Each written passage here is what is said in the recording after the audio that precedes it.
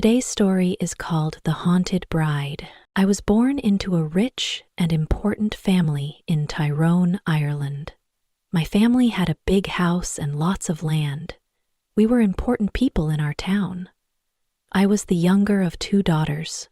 My parents only had two children, my sister and me. My sister was 6 years older than me.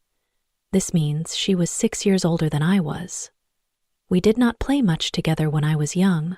She was busy with her own friends and things. I was only 12 years old when she got married. I was very young when my sister got married. I remember the day of her wedding very well. Many people came to our house. They were all laughing, singing, and happy, but I felt sad inside. When my sister left with her new husband, Mr. Karen, I felt a big sadness. She was always very nice to me. She was nicer than my mother. So I cried when she went away to her new home in Dublin. Dublin is a big city far from our home. My mother and father did not love me very much. They wanted sons. They wanted boys, not girls. They were not very interested in me. They did not pay much attention to me. I felt alone in my big house. About a year after my sister got married, a letter arrived from Mr. Karen. A letter is a written message that comes in the mail.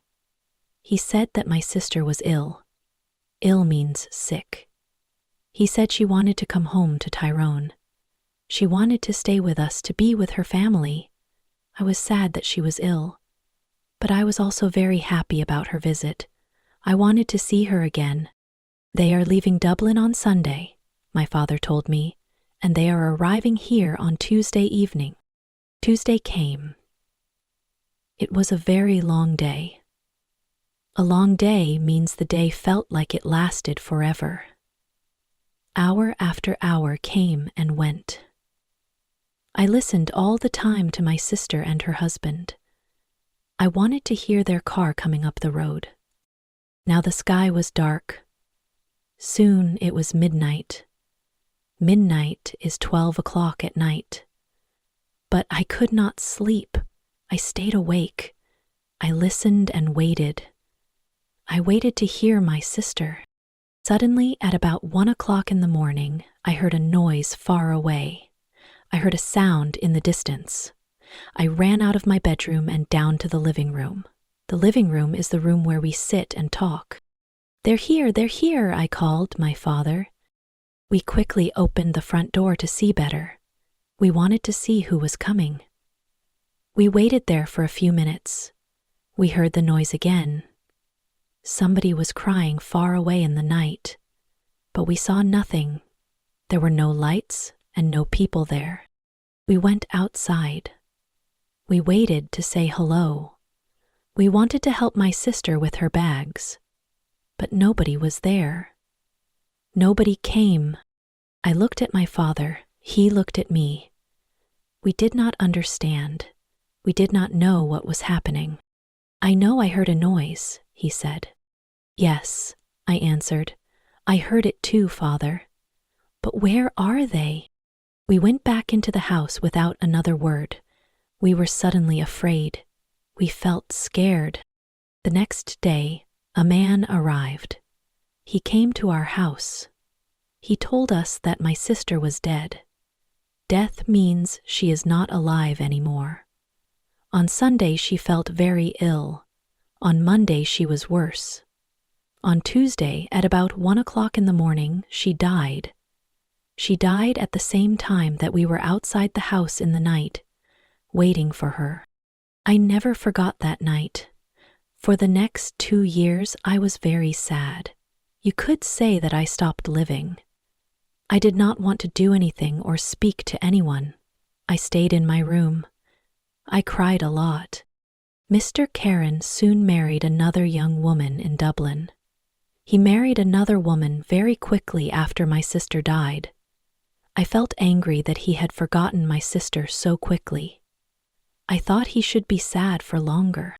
I was now the only child of a rich and important family. So, before I was 14 years old, men started to visit our home. They wanted to meet me. They wanted to marry me. But I did not like any of these men. I thought I was too young to be married. I wanted to wait. When I was 16, my mother took me to Dublin. Dublin is a big city. She said, "We are going to meet richer and more interesting men than the ones back home in Tyrone. We can easily find you a good husband in Dublin." In Dublin, I began to be happier. I met a lot of friendly people. I went dancing every evening. A lot of young men came to speak to me. They asked me to dance. I liked talking to them. I started to live and laugh again. I did not think about my dead sister all the time, but my mother was not so happy. She wanted me to find a husband quickly. She wanted me to get married soon. One night, before I went to bed, she came into my room. She said, "Do you know Lord Gillian Fairmont?" "Oh, yes," I answered. "He is that ugly old man from Carriglia." Carriglia is a place near Dublin. "He is not ugly, and he is not old, Fiona," my mother said quickly. "He is from a very rich and important family too, and he wants to marry you. He loves you." "Love me? Want to marry me? But he is making a mistake, Mother," I said. "I don't love him. I can't marry somebody I don't love." "Think about it, Fiona," my mother answered quietly. "He is a good man and he wants to marry you. You are a very lucky young woman." My mother left the room. I sat quietly for a long time. Lord Gillian Fairmont was a nice, friendly man, I thought. I did not love him, no, but I did like him. He always talked about interesting things. I never felt happy at home with my mother and father, but I always felt better when I talked to him. The next morning, when I saw my mother, I said only one word. Yes. Lord Gillian Fairmont and I got married the next spring. Spring is the time of year when the flowers start to grow. 2 days after our wedding, we said goodbye to my family. We left Tyrone. 3 days later, we arrived in Carriglia. I saw my husband's beautiful house for the first time. It was near a river. There were many trees and flowers in the garden. Birds sang in the trees. The sky was blue. I stood next to him and looked at it all. I felt very, very happy. "Come, my love," said my husband. "You must come in and meet Betty. She cooks and cleans and knows everything about the house." So we went into the house. I met Betty, a friendly old woman with smiling blue eyes. She showed me around the house. Suddenly, I felt excited to be there. It was a very happy place. Women sang in the kitchen. Men built fires in the living rooms. There were dogs and cats everywhere. "Come with me now, madam," said Betty, "and look at your bedroom. Then we can take up your bags. You can wash before dinner." I followed her. Soon we arrived at a big brown door. "This is your room," she said. She opened the door. I stood and looked. Suddenly, I felt cold with fear. Fear is a feeling of being scared. In front of me stood something big and black. I did not know what it was. I thought it was an old coat, but without anybody inside it. It was just hanging there. I jumped back quickly. I was very afraid. I moved away from the door. "Is something wrong, madame?" Betty asked me. "Nothing. Perhaps it is nothing," I answered quickly, but I thought I saw something in there. "I thought I saw a big black coat there when you opened the door." Betty's face went white with fear. Her face changed color. "What is wrong?" I asked her now. "You look frightened." "Something bad is going to happen," she said. When someone sees the black coat in this house, we know that something bad is going to happen soon to the Fairmont family. I saw the black coat when I was a child, and the next morning, old Lord Gillian Fairmont died. Something bad is going to happen now, madam. I know it. We went down to have dinner. I felt unhappy, happy, and afraid. But I did not say anything to my husband about the black coat. I wanted to forget about it. I wanted to be happy again. The next day, Lord Gillian Fairmont and I went for a walk together. We walked around the house and gardens. I wanted to know my new home better. I like this house and all the people here, I said. And I am happy to be here with you. It is much better than Tyrone. My husband was quiet for a long time. He walked with his head down, thinking. Then, suddenly, he turned to me. He took my hand. He said, "Fiona, listen to me. Listen carefully. There is something I must ask you. Please, please, only go into the rooms in the front of the house. Never go into the rooms at the back of the building or into the little garden by the back door. Never, do you understand me, Fiona?" His face was white and unhappy. I understood his words, but I did not understand why he was suddenly a different man here at Cariglia. He never smiled or laughed anymore. Perhaps the back of the house was dangerous, I thought, but he did not want to talk about it anymore. We went back to the house without speaking. Again, I tried to forget his words. I tried to be as happy as I was before. It was about a month later that I met the other woman for the first time. One day, I wanted to go for a walk in the gardens. It was a beautiful day.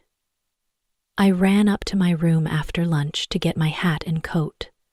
But when I opened the door of my room, there was a woman sitting near the fire. She was about 40 years old. She wore a black coat. Her face was white. When I looked closely, I saw that her eyes were white too. She was blind. Blind means she could not see. "Madam," I said, "this is my room. There is a mistake." "Your room?" she answered. "A mistake? No, I don't think so. I don't think there is a mistake. Where is Lord Gillian Fairmont?" "Down in the living room," I said. "But who are you, and why are you here in my room?" "Tell Lord Gillian Fairmont that I want him," was all she said. "I must tell you that I am Lady Gillian Fairmont, and I want you to leave my room now," I said. "Lady Gillian Fairmont? You are not, she cried. She hit my face very hard. I cried out for help. Soon Lord Gillian Fairmont arrived. I ran out of the room as he ran in. I waited outside to listen at the door. I did not hear every word, but I knew that Lord Gillian Fairmont was very angry. The blind woman was very unhappy. When he came out, I asked him, "Who is that woman, and why is she in my bedroom?" But my husband did not answer me. Again, his face was white with fear. His only words were, "Forget her." But I did not forget her. Every day, it was more and more difficult to talk to my husband. He was always quiet now, always sad and afraid. He sat for hours looking into the fire with his unhappy eyes, but I did not know why. He did not want to tell me. One morning after breakfast, Lord Gillian Fairmont suddenly said, "I have the answer. We must go away to another country. To France or Spain, perhaps. What do you think, Fiona?" He did not wait for my answer. He left the room very quickly. I sat and thought for a long time. Why must we leave Cariglia? I did not understand. I did not want to go too far away from my mother and father in Tyrone. They were old now, My father was sometimes ill. They did not love me very much. But I wanted to be near them. I thought about it all day. I did not know what to say to my husband. When he arrived back in the evening, he came to dinner. I said, nothing. After dinner, I was very tired. I went up to my bedroom early. I wanted to have a good night's sleep. I wanted to think about it all again the next day. I closed my eyes and went to sleep. But I did not sleep well. I dreamed of the black coat. Suddenly, I woke up. Everything was dark and very quiet. But somebody was at the end of my bed. There was a hand with a light. Behind the light was the blind woman. She had a knife in her other hand. A knife is a sharp thing that you can use to cut. I tried to get out of bed and run to the door, but she stopped me. If you want to live, don't move, she said. Tell me one thing. Did Lord Gillian Fairmont marry you? Yes, he did, I answered. He married me in front of 100 people. Well, that's sad, she said. Because I don't think he told you that he had a wife, me. I am his wife, not you, young woman. You must leave this house tomorrow, because if you stay here, you see this knife? I am going to kill you with it. Then she left the room without a sound. I did not sleep again that night. When morning came, I told my husband everything. Who is the blind woman? I asked him. She told me last night that she is your wife. That I am not your wife. Did you go into the rooms at the back of the house? Asked my husband angrily. I told you that you must never go there. But I didn't, I answered. I was in my bed all night. She came to me. Please tell me what is happening. My husband's face was white again. He did not speak for a long time. Then he said, No, she is not my wife. You are. Don't listen to her. She doesn't know what she is saying. He left the room. I ran to find Betty. I did not like this house anymore. My husband was a difficult man. I did not understand him. Who was the blind woman? I wanted to know everything. Don't cry, madam, said Betty when I found her. Sit down and listen to me. What I am going to tell you is not very nice. The blind woman, the woman in the black coat, is dead. You saw her ghost. She was married to your husband. She was Lady Gillian Fairmont. Nobody knows how she died. Her bedroom was at the back of the house. Somebody saw your husband with a knife in his hand on the night she died. But did he kill her? Nobody knows. When we found her, the knife was on the floor next to her. And her eyes. Somebody cut her eyes out after she died. Perhaps he didn't want her to see his other women. His next wife. I did not wait to speak to my husband again. I left that day. I was too afraid to stay another minute at Cariglia. I knew that the blind woman was going to come back again. She wanted to kill me. I said goodbye to Betty. I took my bags. I told my driver to take me back to Tyrone. I am happy living here with my mother and father now. The house is quiet. I sleep well each night. They are friendlier to me than they were before. Sometimes my dead sister visits me at night, but I am never afraid. She tells me that the blind woman is trying to find me at Cariglia. She wants to kill me. She is jealous of me. But she can never find me there. She must wait for the next Lady Gillian Fairmont.